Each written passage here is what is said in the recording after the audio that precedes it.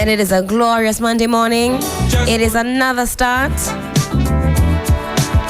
to a brand new working week. As always, thank you so much for choosing to start your day with us.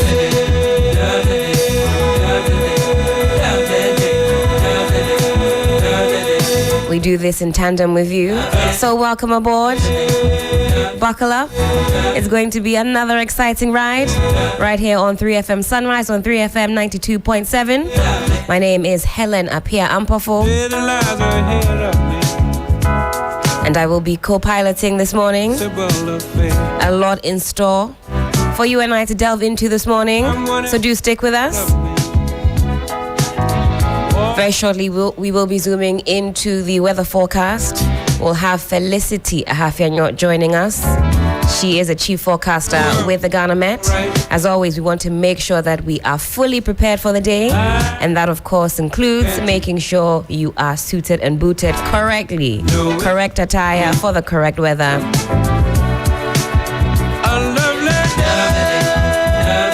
Once we connect with her, she'll let us know if we need to put away our umbrellas or if it's going to be another wet one. It was a wet weekend.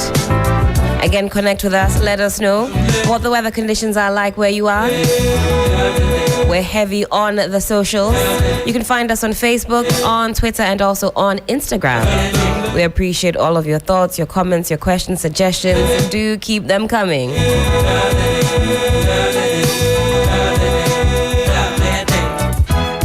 When the dead lies ahead of me seemed impossible to face. Of course, this morning we put a spotlight on Asiedu North ahead of the by-elections. Always seems to know the way. What is the temperature in Asiedu North? Well, stick with us this morning. We'll tell you exactly all you need to know to keep you abreast with the matters. Some very interesting comments Just one look at you. from the president, all in connection with Asiedu North. We'll get your thoughts and perspectives on the matter. You will let us know. Were these unfortunate or were these comments unfortunate? As described by the former president, John Dramani Mahama. We'll do a playback. Let you also dissect the issues. We'll sink our teeth into them. Our colleague Komla Kluche is our 3 News correspondent. He has eyes and ears on the matter, and he will connect with us and let us know exactly what to expect ahead of the big day tomorrow. We're also unpacking issues concerning the Tema oil refinery tour. What exactly is happening with Tor? Well, stick with us. Again, this morning, we will be unpacking the issues so you and I are absolutely clear on what to expect.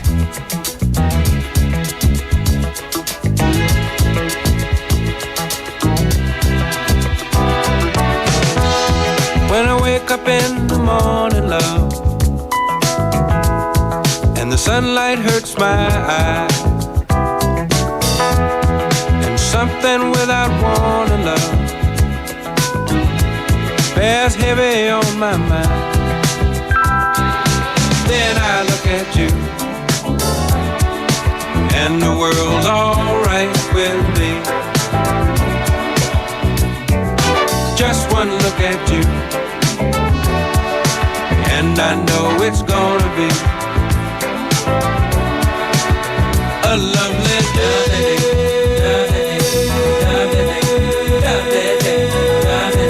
The wonderful world.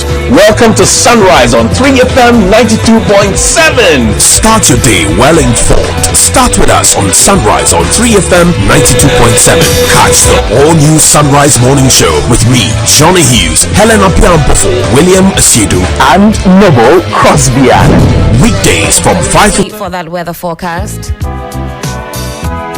When someone else instead of me Let's check out 3news.com. seems to know the way. We've got the latest in politics, sports, world news, business, entertainment, you name it.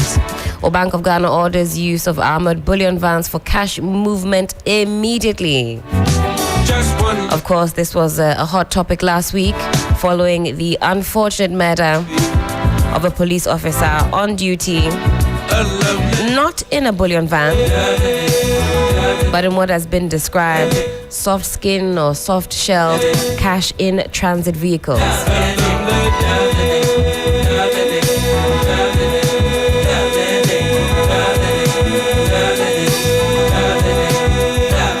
Well, the Bank of Ghana has directed all banks to deploy the use of armored plated bullion vans for cash movement operations immediately.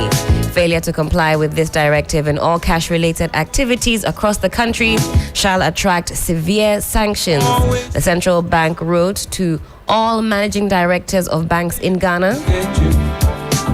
The letter, dated Friday, June 24, comes a couple of days after a police officer was killed at Ablekuma, a suburb of Accra, by armed robbers. The armed robbers are said to have shot the officer multiple times at close range before making away with his gun and an undisclosed amount of money. Well, the Ghana Association of Banks, GAB, has scheduled July 1 to start the use of armored plated vehicles for cash in transit activities after a similar robbery led to the death of a police officer in 2021. Well, but the letter signed by Secretary of the Central Bank, Sandra Thompson, said the latest directive is to ensure security of cash in transit activities and to underscore the bank's commitment to protect the lives of security personnel and bank staff involved in all cash movements. A hot topic last week, but it's something that we still have lenses on this morning. But again, good morning, a warm welcome. Very shortly, we'll be getting into the news review. DJ Abiam is in the building, poised and ready, going to be serving us with some sweet music all throughout the morning. Again, buckle up. Good morning. Welcome. 3FM Sunrise. I was waiting for so To 5 a.m. to 10 a.m. only on 3FM 92.7, your urban lifestyle radio.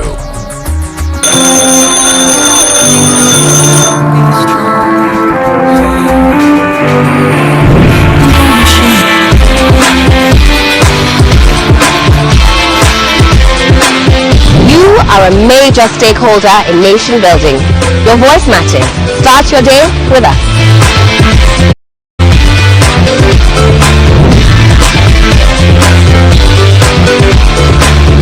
We simplify the conversations, break down the jargons and technicalities.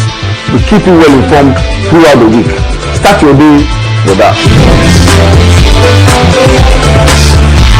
Knowledge is power.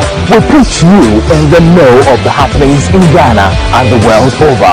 The main reason why you need to start your day with us. We give the leaders the mandate to govern our affairs.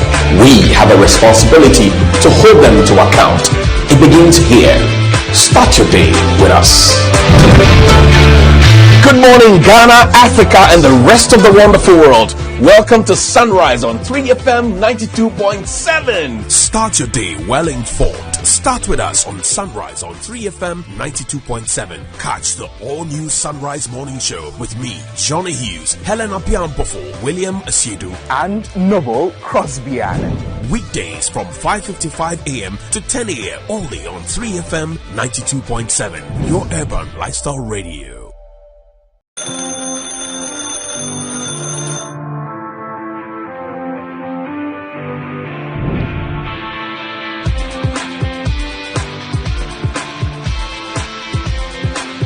You are a major stakeholder in nation building. Your voice matters. Start your day with us.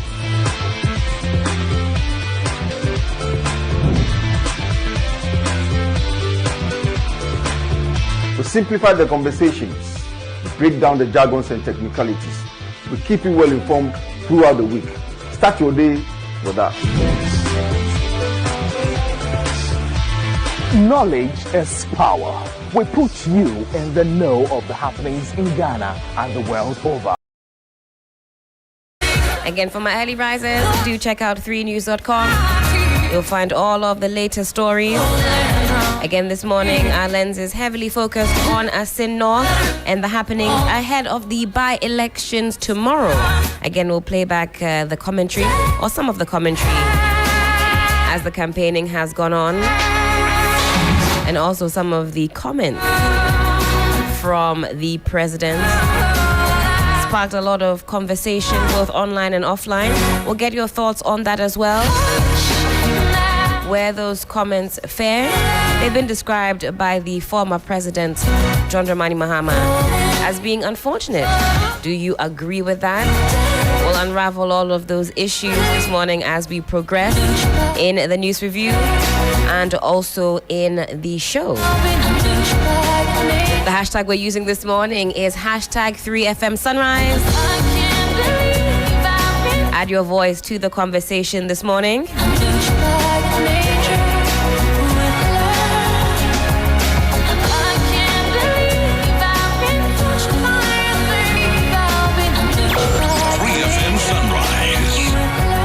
And this morning we have the Ghanaian Times, the Daily Graphic is here, the Finder newspaper, the Meridian is here this morning, the Custodian, the Daily Guide, and also the BNFT.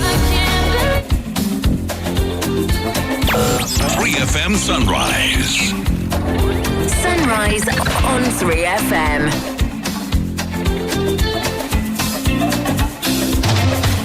People say she's crazy, she got diamonds on the soul. Good morning to you, sir. Good morning, Helen. Good to see you. Good to see you. How was the weekend? It was good. A larger part of it was good, but unfortunately, Sunday today it has not been too good. What happened? Oh, wait, they're off the record. I tell you. All right, let's run through the headlines, and as always, we'll get into the details. The Meridian this morning has this to say: Dr. Bawumia breaks ground for Inclusive Empowerment Center for Persons with Disabilities, and exposed, the Meridian says, NDC plotting violence in Asin North. What are their sources? In fact, the first few lines says this, Crosby. Let me jump into it. They say chilling reports have been received of the plans of the National Democratic Congress, NDC, to incite violence at the impending Asin North by-election to ensure that the embattled candidate, James Jachi Kwesen, recaptures the parliamentary seat at all costs. And as I said this morning, our lenses are firmly focused on what is happening in Asin North ahead of tomorrow. And I said the president has been speaking. We'll dive into some of his commentary. It's been described in many various ways, and you too can add to the conversation. GJA celebrates Coca for his contribution. The Finder newspaper, Dr. Bawumia cuts sword for 9,000 home CEM Ability Village to care for 69,000 persons with disability. YEA graduates 500 prisons office assistants. Dr. Bawumia commissions 31.2 Asin Praso Asin Fosu Road. Opoku will serve better. We've got the president here, and the story goes on to say, or the headline goes on to say, Nanado rally support for NPP candidate. The Daily Graphic: battle for supremacy. Akufo-Addo Mahama storm Asin North. And again, hot on our radar this morning, Bawumia cuts sword for construction of Ability Village. Another one that we'll get into. And 3 students drown after swimming. Super unfortunate story there. Graphic: MD receives Outstanding CEO Award. The BNFT: investment potentials to magnify as GSE joins Africa Stock Exchange Coalition. AGI cautions against removal of taxes on imported sanitary pads. We talked about that last week. And deliberately orchestrate enterprises to drive development. Lastly, some $5 billion US local honey industry at risk as climate change and chemicals hinder production. I'll take you to the Daily Guide on the front page. The big story says NPP vibrates as Joe Gatti files for flag bearer. Comes to the picture of Joe Gatti and wife responding to cheers. The story is on page 3 of the paper. There's also Chachu's allegation against the AG irrelevant.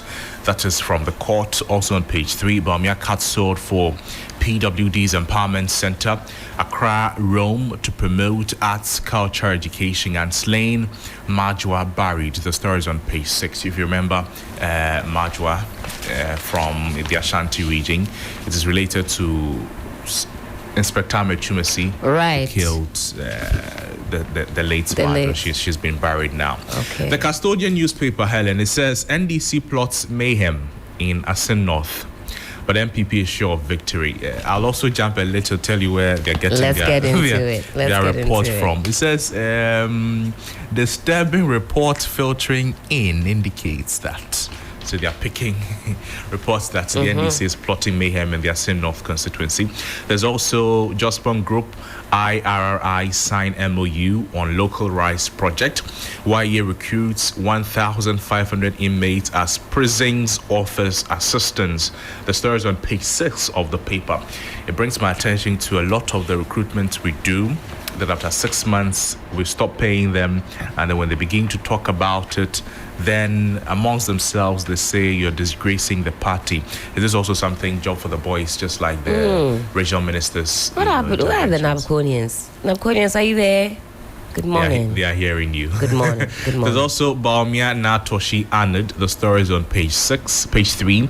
Ashanti Region GJ gives Coca Excellence Award. These are the stories on the front page of the Custodian newspaper. You go to the back page, there is GFA Football Academy will be based in the Talented District, Ketukriku, and GFA win legal battle against West Head Limited over Black Star sponsorship. The Ghanaian Times newspaper is over 1,500 rendered homeless as displaced residents appeal for support. This is from the Ewusijo Flats. The story is on page 12. Asin North by-election will be peaceful, devoid of casualties. Ignore NDC's violence plans. There's also the Machiavellian showcases commitment for West Africa's most influential, successful elites. At the center spread of the Ghanaian Times newspaper is 10 file nominations to contest NPP flag bearer positions. It comes with Evans Nimako, the director of elections of the party. You go to the back page. Ghana overcome Congo in a dramatic opener, and Morocco stage late rally to defeat Guinea. Helen. All right, let's get into the details. This one captured in the Daily Graphic, pages 24. 25. Obama cuts sword for construction of Ability Village. The Vice President, Dr. Baumia, has said the government is working on a policy to give faith-based organizations, FBOs, that meets a particular threshold in terms of provision of social services, some incentives to empower them. He acknowledged the enormous roles FBOs continue to play in the area of education, health, and care for persons with disability, amongst others, to improve the standard of people in society. Dr. Baumia announced this last Saturday during a sword-cutting ceremony for work to begin on a 2,000-acre, 9,000-home integrated community and empowerment center for persons with disabilities. And this is in the Osu Doku traditional area of the greater Accra region. And he says the objective of the Ability Village is not to segregate persons with disabilities into one place, but rather to serve as a key resource and relief center to support persons with disabilities. I think it's a great initiative setting this up. The expected cost, though, quite high, $85.3 million US. The project will be funded through donations, corporate and international donor contributions, as well as individual philanthropists. So a great initiative on this one. My question will be if we'll be able to maintain it, as and always. Then if the purpose for which it was created, the authorities will stick through and through to that and not begin to look elsewhere to look for money, because if it is not getting constant funding from maybe a certain authority, then they may be prone to influences from their donors. Hopefully. And I like that is the first question we ask these days when we commission something new. Are we also prepared to maintain said innovation, building, road, or whatever it is? I think we've gone beyond the sword cutting also and the unveiling. The sword anybody can cut. Everybody's cutting sword. But after the unveiling, what are the long-term plans? I think it's a good initiative. I also wish that some of the enthusiasm and some of the monies being donated could also go to our mental health sector, because the situation there is also very dire. The few psychiatric hospitals we have, we know, are not properly maintained. It's not great. Some of the attention also has to go on there. I say this stat all the time.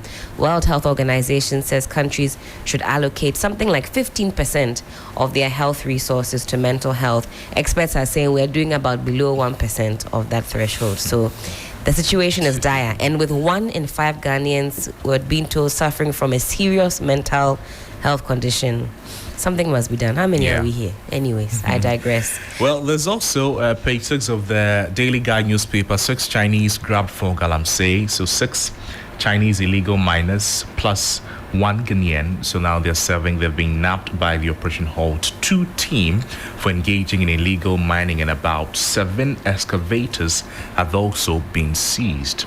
So illegal mining is still going on hard. And people are doing Crosby, it. did you come across this story? I first spotted it on Twitter.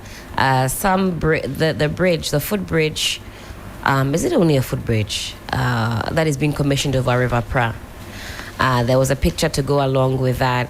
And the comments under the picture were that, why have you strategically taken the picture so that we can't see the full extent of the devastation in the river? The way they took that picture, it said the president is going to commission this bridge over the river. They made it look like the bridge was in the air. It was not you couldn't see what was going on either side, and what a shame. Also, listen, he's going to go and commission that bridge over River Pra as it looks now. Is that not disgraceful? The president said he was prepared to put his job on the line. Johnnie will argue that doesn't mean he was going to. He said he was prepared to. He's still chopping the onions and putting the ingredients together. I will do it. I will. I am prepared to.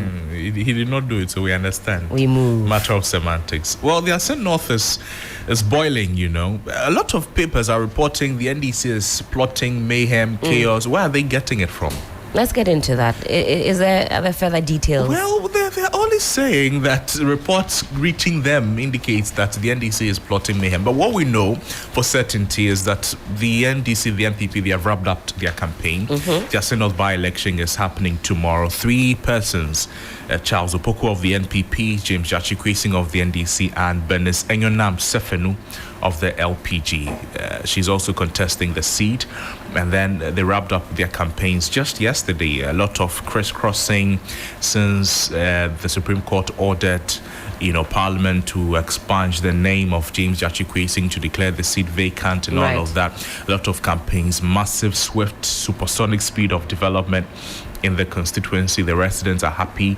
The question is whether it will influence the choices they will make in the by-election. We'll see how that happens just tomorrow. It is happening. Were you able to connect with Komna this morning? Well, he'll join us on Sunrise. He's very busy. We can see him now on New Day. I'm sure giving a brief on what the temperature is like in Ascent North. But the story, in the Meridian has some names attached to it, so that should give us some better particulars. It says exposed NDC plotting violence in Ascent North, and the story is on the front page, carries on page 2. They say in the pursuit of their ambitions, Joseph Yamin, NDC national organizer, and Captain John Kwame Jabari, retired Ashanti Regional Vice Chairman of the NDC, have held series of meetings, they say, with key members of the Eagle Forces, an Obuasi-based NDC vigilante group, at the group's office to devise approaches to effectively deploy armed members of the group to key polling stations and electoral areas within the constituency ahead of and on 27th June, that's tomorrow. Now, in an intercepted WhatsApp audio recording, one Mr. Fusaini, commander of the vigilante group, is heard rallying the support of the group to respond to demands of the party national leadership for active participation of members of the Eagle forces in ongoing plans to secure a win for the party. We're also told by way of this story that he's heard promising that all who heed to the call would be generously rewarded should the NDC win the 2024 election. So they've gone a step further in this story to name some names. They say there's a WhatsApp audio recording that has been intercepted, and this isn't something to take lightly. I hope they've tendered in that their preliminary findings to the police, this intercepted audio, so that they too can do their investigations. They've mentioned some names here. So if they have in fact come across this intel, hopefully that's been passed on to the appropriate quarters. And then we move on. Let me say good morning though to William Asiedu. Good morning to you. Good morning. Good morning. How are we doing this morning? Perfect by grace. Good to see you. Crosby. I've been going the building. Good morning. But I wanted to say the chairman of the NDC was raising some concerns that before by-elections, there's a meeting between the political parties, the Electoral Commission and the police. He says that has not happened yet.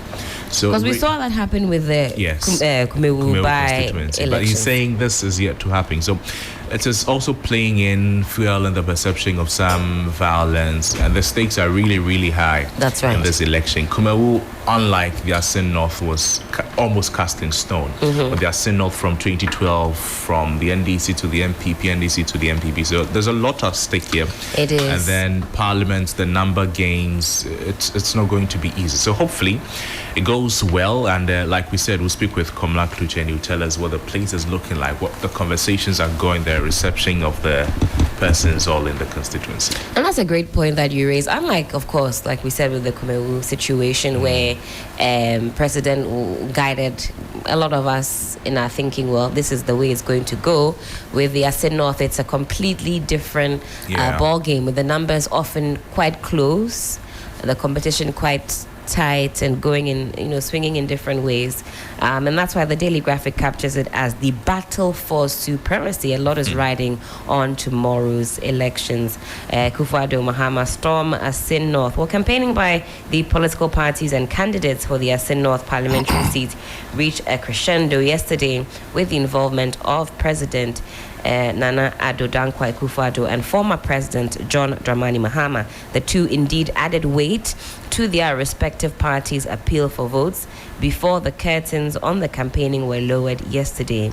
In what looked like a dress rehearsal for an anticipated keen campaigning towards the 2024 general election, the Asin North by-election occasioned by the eviction of the National Democratic Congress James Kwesen following a court application over his allegiance to Canada has become a contest too close to call. William, do you agree with that? They say this one is entirely too close to call. Or do you see one party, one individual having an edge over their opponent? Because it's a swing constituency, because of the history of elections in that area, difficult to stick your neck out and say so. But if you look at Kwesen, it looks like sympathy votes may go for him.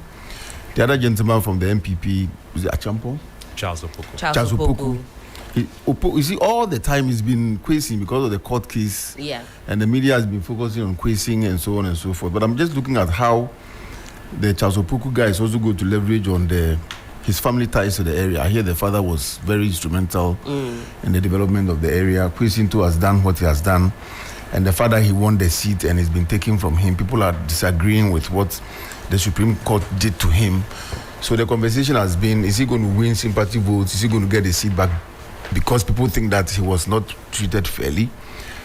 He's going for a review, if I understand what the latest development is in respect of the Supreme Court issue. So the fellow on the ground is, especially when Nana Akufo-Addo is also calling him a prison MP. Or a prison candidate. Or prisoner in waiting. Yes, and it was described as unfortunate. Yeah, it was. So being a lawyer and saying that, I don't know, but I personally think that a comment like that, well, he's campaigning, of course. For him, the aim is to present his candidate as the best choice by, casting doubts on the opponent. But that language, because the matter is still quite active, I think you've gone ahead of the court Yes, to suggest that he's a prisoner and coming waiting from a lawyer, for a lawyer, I agree. with that kind of I agree that the temperature is charged, yes, and I don't think that was and said this is why in the right way. All the conversation we are having should be talking to